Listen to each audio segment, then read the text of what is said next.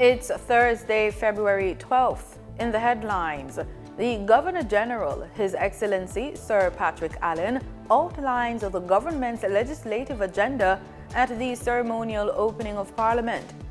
7,000 Jamaica Public Service customers will have their power reinstated over the next 2 weeks.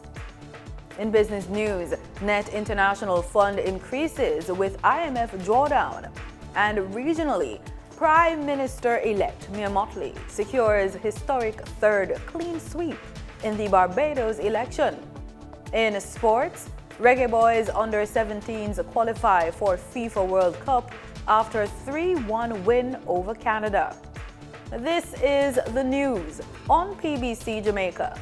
I'm Simone Absalom Gale. For the full newscast, head over to our YouTube and Facebook pages.